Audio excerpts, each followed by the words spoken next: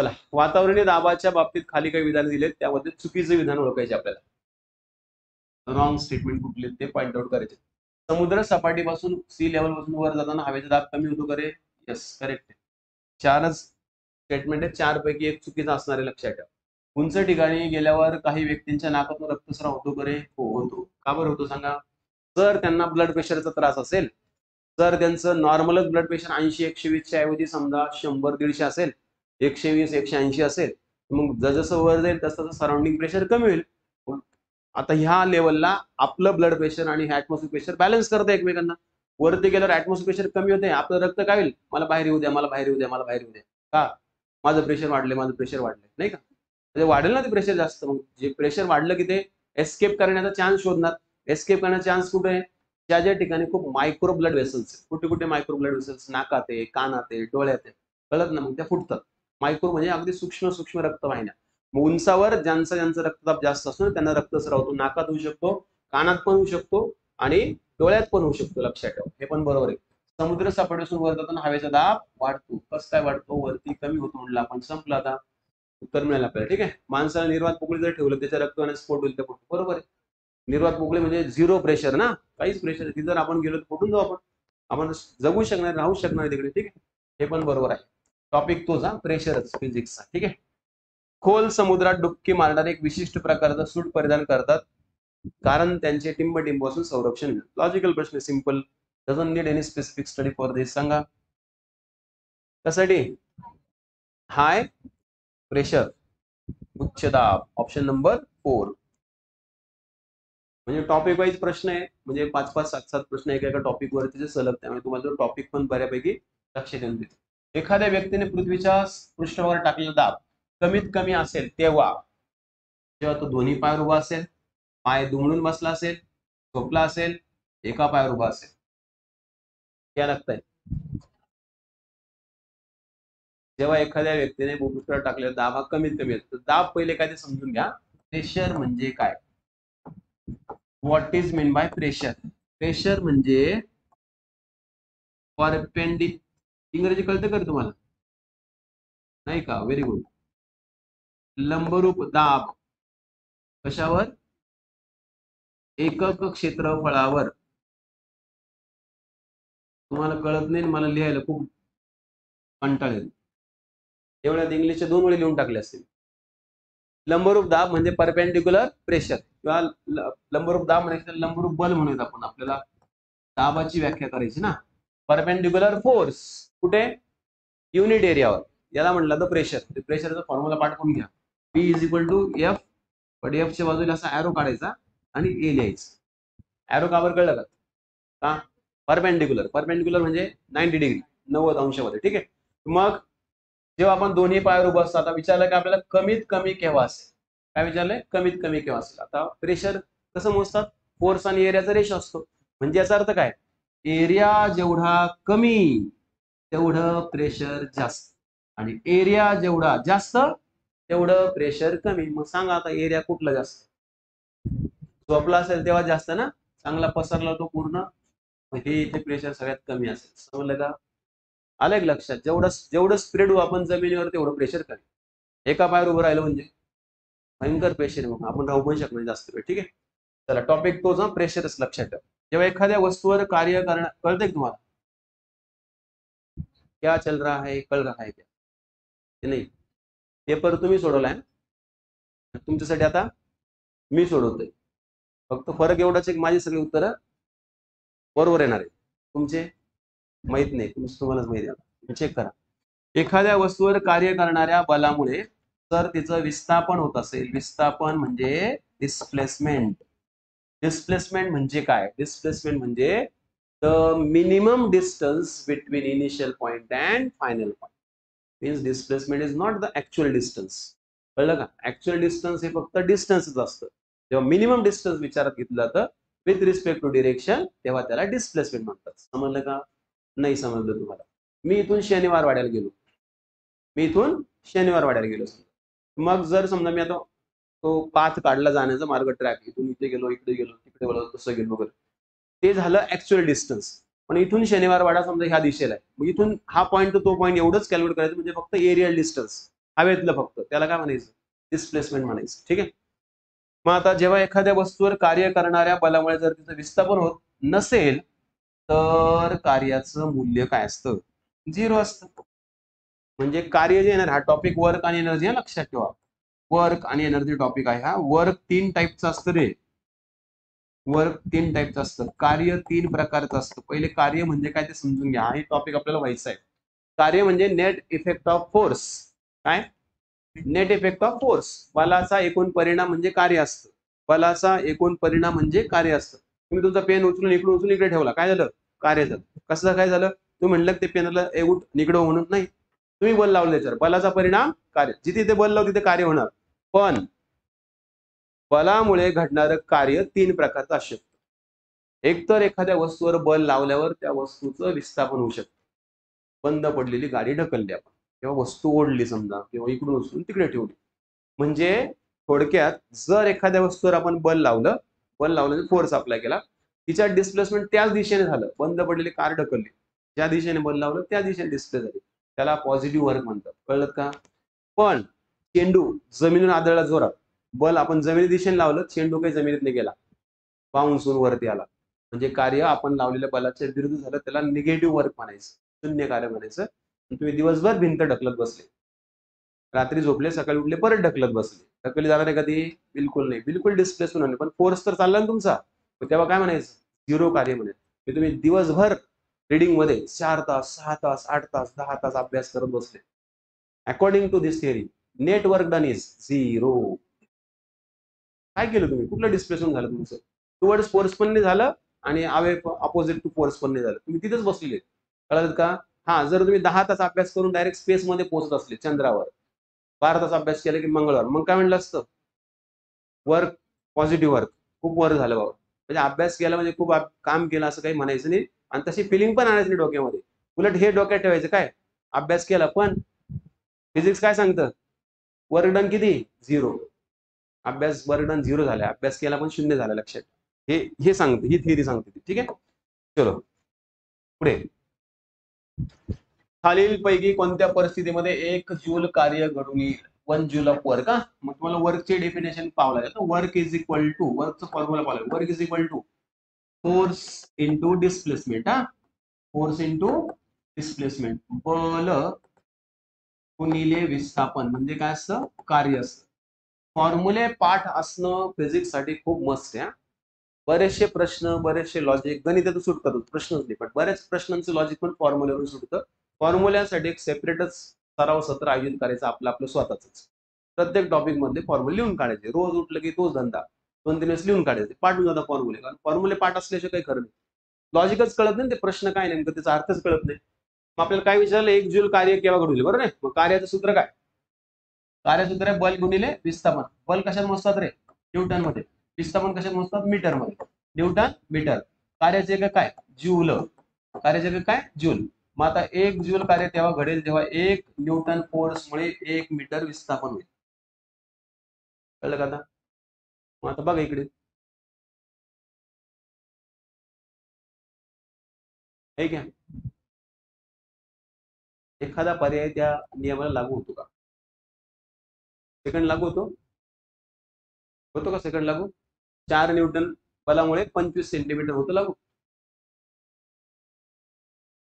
नाही. 2 न्यूटन बलामुळे 1 मीटर, नाही. 1 न्यूटन बलाने 1 सेंटीमीटर, नाही, काहीच होत नाही. 1 न्यूटन बलाने 1000 सेंटीमीटर, 1000 सेंटीमीटर मध्ये 1 मीटर होतं. 100 सेंटीमीटरचं 1 मीटर होतं. तरी चालले होते तिकडे, हो. हे उत्तर होऊ शकतं.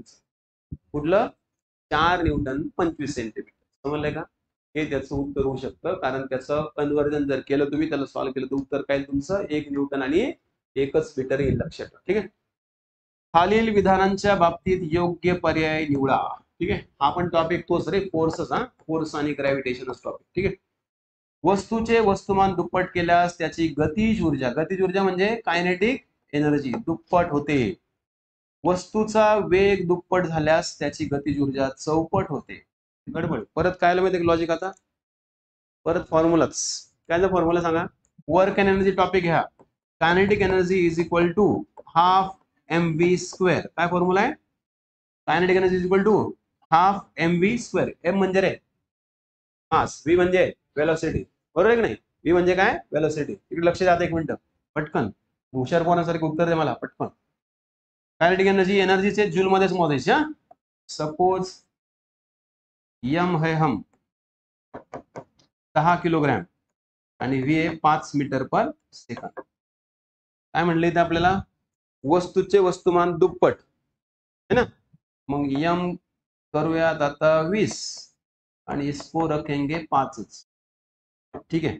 इथे काय म्हणले? वस्तूचा वेग दुप्पट. हा, मग इसको यम को रखेंगे 10 और इसको करेंगे 10.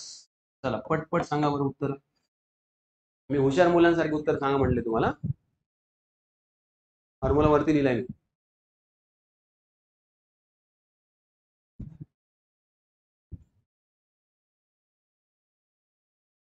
पहिलं सांगा पहिलं.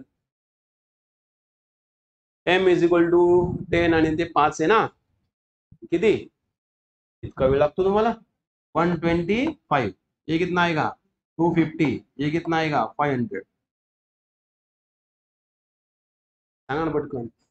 काही जनता, वस्तुमान दुप्पट केल्यावर कायनेटिक एनर्जी दुप्पट झाली का? नाही झाली का? वेग दुप्पट केल्यावर कायनेटिक एनर्जी चौपट झाली का? वस्तुमान दुप्पट, गतिज ऊर्जा दुप्पट. करेक्टम. वेग दुप्पट, गतिज ऊर्जा चौपट. करेक्टम. अजून पण नाही? दुसऱ्या ग्रहावर गेल्यासारखं वाटतंय? त्यासाठी अगोदर मी उदाहरण दिलं तिकडे. त्यासाठी अगोदर तुम्हाला एक्सप्लेनेशन दिलं की तुम्हीच उत्तर काढा, तुम्हीच बघा, व्हेरीफाय करा तसंच आहे का नाही. आहे का नाही तसंच? मास दुप्पट गेलं की गतिज ऊर्जा दुप्पट झाली. मास तेच ठेवलं कॉन्स्टंट आणि वेलोसिटी दुप्पट केली, गतिज ऊर्जा चौपट झाली. कळलं ना? दोन्ही विधान बरोबर आहे. अ आणि ब दोन्ही बरोबर. टॉपिक कुठला? वर्क आणि एनर्जी, कार्य आणि ऊर्जा. ऊर्जेचे प्रकार आहेत पोटेन्शियल आणि कायनेटिक एनर्जी. त्यातल्या कायनेटिक एनर्जीचा प्रश्न आहे. ठीक आहे. पुढे, जेव्हा एखादी वस्तू एका विशिष्ट उंचीवरून गुरुत्वाकर्षणाने म्हणजे ग्रॅव्हिटीमुळे खाली पडत असेल तेव्हा खालीलपैकी कोणत्या ठिकाणी तिची स्थितीज ऊर्जा बोले तो पोटेन्शियल एनर्जी जास्तीत जास्त असेल? म्हणजे दोन कन्सेप्ट मिक्सड एकत्र झाले. दोन कन्सेप्ट कुठल्या? ते ग्रॅव्हिटेशन पण आले आणि पोटेन्शियल एनर्जी पण आली, बरोबर आहे की नाही? मग आता याचं उत्तर काय असेल? जिथून ती वस्तू खाली पडायला सुरुवात करते त्या ठिकाणी जास्त असेल का ज्या ठिकाणी पडेल त्या ठिकाणी असेल? सुरुवात शेवट यांच्या बरोबर मध्यभागी असेल? पता नाही.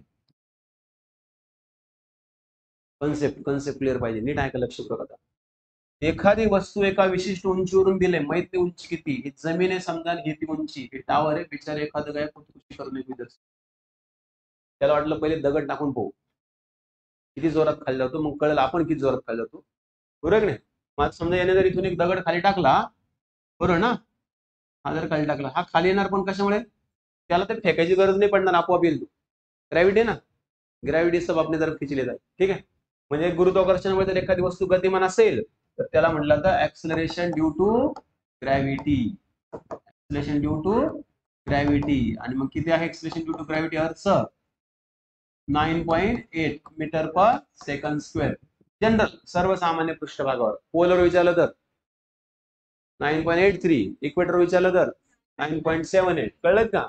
आता हे तर ठीक आहे, खूप विशिष्ट उंचीवरून गुरुत्वाकर्षण खाली पडते असं तरी धरलं आपण. प्रश्न विचारला ते गुरुत्वाकर्षण ठेवा बाजूला. आता प्रश्न स्थिती ऊर्जा विचारला आपल्याला. स्थिती ऊर्जा म्हणजे काय? Potential energy. Potential energy is equal to M into G into H. M into G into H. M G H. Mass into gravity into height. आता अब तो गडबड है, अब तो बहुत गडबड है, नाही का? सांगा ना पटकन, काय गडबड आहे आता? आता ग्रॅव्हिटीचा विचार करावा तर हाईट, हाईटचा विचार करावा तर ग्रॅव्हिटी, नाही का? कळलंच नाही तुम्हाला? आत्ताच मगाशी मी तुम्हाला सांगितलं होतं की सरफेस पासून वर जाताना ग्रॅव्हिटी कमी कमी होत जाते, बरोबर आहे? आता आपल्याला विचारलं की जास्त केव्हा असेल, ही पोटेन्शियल जास्त केव्हा असेल? इथे जास्त असेल, हा एक पर्याय. इथे जास्त असेल का इथे सेंटरला जास्त असेल का पता नाही? चौथा ऑप्शन पता नाही. सांगा कुठे जास्त असेल? कुठे? एकला टॉपलाच? इथे नाही? इथे नाही का? इथे घेऊ नये. इथे आपल्याला हाईट कन्सिडर करता येणार नाही. इथे जर हाईट कन्सिडर केली मग ती मल्टिप्लाय होईल. उंचीवरून दिले आपल्याला, म्हणजेच आपल्याला ग्रॅव्हिटी निग्लिजिबल कन्सिडर करून किंवा ग्रॅव्हिटीचा इफेक्ट निग्लिजिबल गृहीत धरून फक्त हाईटचाच विचार करून हे उत्तर बरोबर आहे असं म्हणावं लागेल. मला का? कारण का तर पोटेन्शियल एनर्जीवर याचा सगळ्यात जास्त इफेक्ट असतो. म्हणजे आपण उभे असताना आपली पोटेन्शियल एनर्जी सगळ्यात जास्त असते बसलेल्यापेक्षा आणि झोपलेल्यापेक्षा. कळलं का? मग इथे ग्रॅव्हिटीचा एवढा काही फरक पडत नाही. आपण उभे असलो काय, बसलेलो असलो काय, झोपलेलो असलो. हाईटचा फरक पडतो ना. कळलं का? एक वीट आहे समजा, एक वीट चिखल आहे समजा, उभी ठेवली आणि आडवी ठेवली. कुठे पोटेन्शियल एनर्जी जास्त असेल? उभी ठेवल्यानंतर. चिखलामध्ये ती जास्तच असेल. कुठली? उभी असेल. का? Perpendicular height. ठीक आहे. हा त्या टाईपचा समथिंग प्रश्न आहे विचार करण्यासारखा. म्हणजे इथे याच्याऐवजी जर आपलं जरी असतं की आपली पोटेन्शियल एनर्जी कुठल्या स्थितीमध्ये सगळ्यात जास्त असते? उभं असल्यावर, बसल्यावर, झोपल्यावर, पता नाही. उभं असल्यावर सगळ्यात जास्त असतं. उभं असल्यावर आपलं पोटेन्शियल जास्त ना. उभं असल्यावर आपलं पोटेन्शियल जास्त ना. पोटेन्शियल जास्त म्हणजे कार्य करण्याची क्षमता जास्त. उभं असल्यानंतर आपण पटकन मूव्ह होऊ शकतो. बसलेलं असल्यावर आपल्याला बसल्यानंतर पहिले उभं राहावं लागेल. झोपल्यानंतर परत उभंच राहावं लागेल. कळालं का? मगच सुरू होईल आपलं कुठलं तरी जे काही वर्क असेल. म्हणून हाईटचा विचार करायचा लक्षात ठेवा. ठीक आहे. नेक्स्ट टर्म एकक आहेत. फॉर्म्युले पाठ करा म्हटलं मी तुम्हाला. एनर्जी, पॉवर, प्रेशर आणि स्पेसिफिक हीट कॅपॅसिटी. ये तो हुआ है ना आपले को. स्पेसिफिक हीट कॅपॅसिटीचं युनिट काय सांगा? हीट म्हटलं की उष्मा म्हणजे हीट ना रे. इथे कॅलरी टच दोन, दोन ठिकाणी ये गया, दो बज गए. प्रेशर आत्ताच फॉर्म्युला लिहिला तुम्ही प्रेशरचा. Pressure is equal to F upon A. Area म्हणजे स्क्वेअर ना. मग metre square, metre into metre म्हणजे न्यूटन पर मीटर स्क्वेअर. कच एक मिल गया. मिळालं उत्तर. मागे डोकं लावायची गरज नाही. मग ऊर्जा काय सांगा? ऊर्जा क्या आहे? Newton metre. आणि शक्ती काय? ऊर्जा न्यूटन मीटर कसं आलं कळलं तुम्हाला? कसं काय आलं? पुढे मोजलं आपण ऊर्जा. Work is equal to energy. कारण हे दोघांचा पप्पा एकच आहे. कोण? दोघांचा पप्पा एकच आहे. कोण? James Joule. वर्कचं एनर्जीचं युनिट एकच आहे. काय? जूल. मग जो वर्कचा फॉर्म्युला आहे तोच फॉर्म्युला इथे वापरला गेलाय ह्या मॅच द पेअर साठी. कळलं का? न्यूटन मीटर तिकडे आलंय. Newton metre force into displacement. आता सांगितलेलं लॉजिक. ठीक आहे. चलो 1 मेगा इलेक्ट्रॉन वोल्ट बरोबर कितना? 1 मेगा इलेक्ट्रॉन 1 mTP. हे पण आता ऍक्च्युअल प्रश्न केमिस्ट्री मध्ये पण आहे. केमिस्ट्री मध्ये पण आहे, फिजिक्स मध्ये पण, एनर्जी टॉपिक मध्ये आहे आणि केमिस्ट्री मध्ये पण आहे. आपल्याला झालंय रे. सांगा 1 मेगा इलेक्ट्रॉन बोले तो कितना? 1.602 इंटू 10⁻⁹ आहे का? आहे. ही कशाची व्हॅल्यू सांगा बरं? 1.602 इंटू 10⁻⁹. 1.602 इंटू 10⁻15 आहे का? 1.602 इंटू 10⁻17 आहे का? -12. कितना आहे? -12. 1 mega electron is equal to 1.602 into 10⁻12. हे त्याचं कन्व्हर्जन आहे. मेगा इलेक्ट्रॉन म्हणजे 1 इलेक्ट्रॉन व्होल्ट म्हणजे किती होतं रे? 10⁻19. आणि मग त्याच्यात जर 10 लाख ऍड केले तर म्हणजे इंटू 10⁻6 किंवा 7 ऍड होतील. ऍक्च्युली 13 पाहिजे होतं बरोबर ना. 13 पाहिजे होते. 13 पाहिजे होते. 10⁻13 पाहिजे होते. कारण 10⁻6 प्लस 10⁻19 म्हणजे 10⁻13 येईल त्याचं उत्तर. ठीक आहे. चलो नेक्स्ट. ते एकदा बघून घ्या. आता केमिस्ट्री मध्ये पण आहे ते आपल्याला आणि एनर्जी मध्ये पण तो टॉपिक व्हायचा आपल्याला.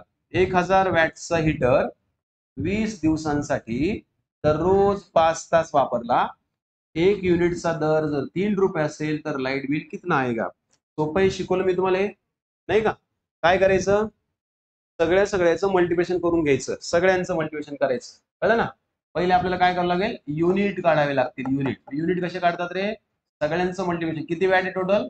1000 है ना? किती दिवसांसाठी? 20 दिवसांसाठी. किती तास दररोज? 5 तास, बरोबर आहे की नाही? डिवाइडेड बाय 1000, कळलं ना?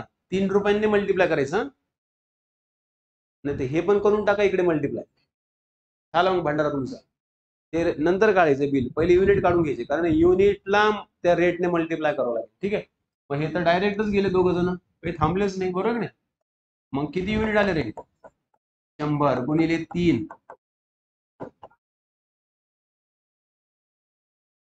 काय राहिलं?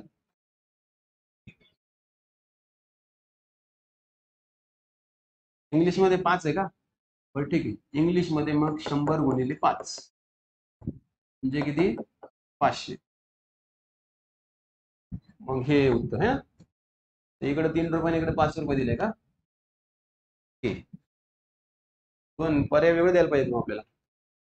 सोपं आहे ना? पण हे गणित आलं तर सोपं, लक्षात ठेवायचं. काय करायचं, जेवढी काही माहिती दिली असेल त्या सगळ्यांना मल्टिप्लाय करायचं, डिवायडेड बाय 1000. तुम्हाला काय मिळतील यात?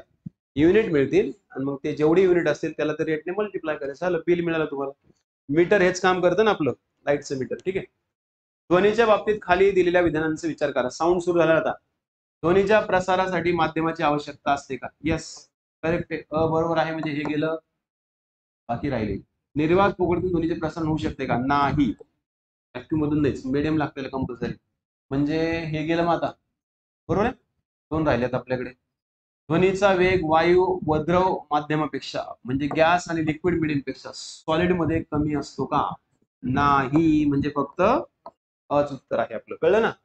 सांगा बरं, साऊंडची स्पीड हवेमध्ये किती असते? सामान्य तापमानाला ध्वनीचा वेग 332 मीटर पर सेकंद.